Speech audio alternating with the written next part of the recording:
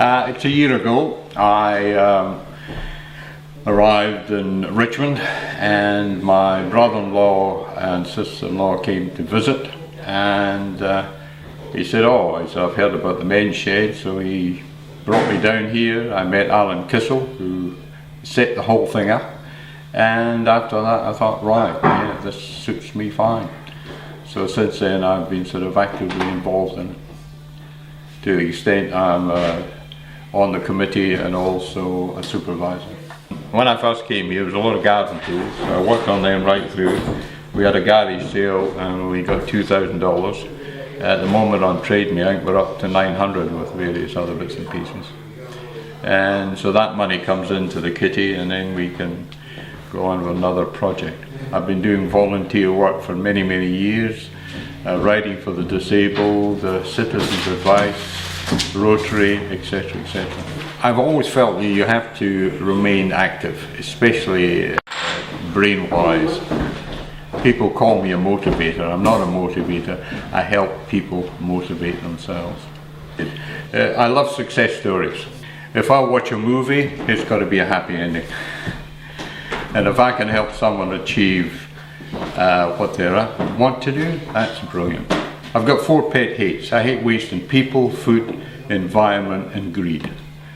The volunteering at the men's shed, we do a lot of community work.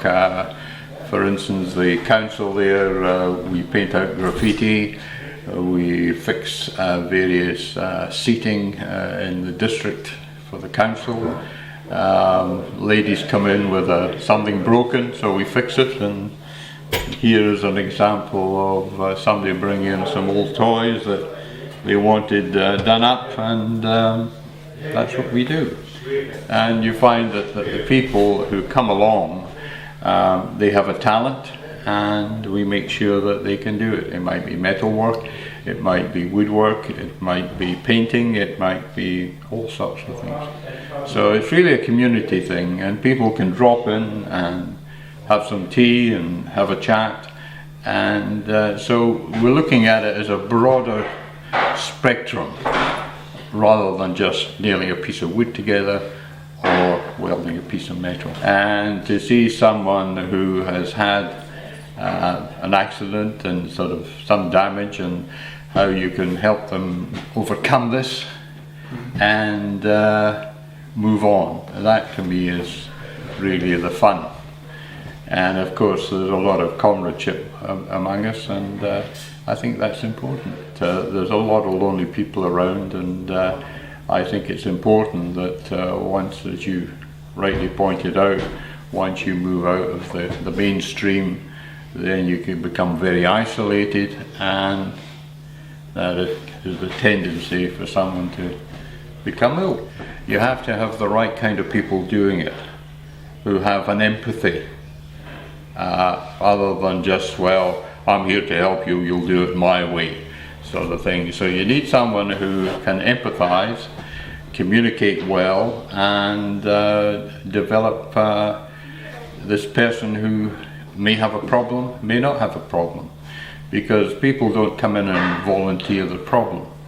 It may take some time till you find out really what makes them tick, and then you can wind them up the right way.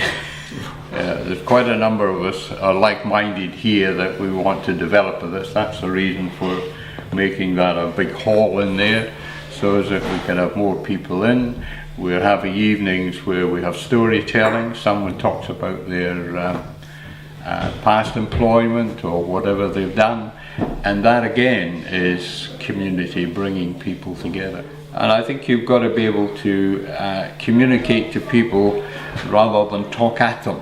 You talk with them, so that they get the idea and think, oh, that's a good idea, I'll make it mine.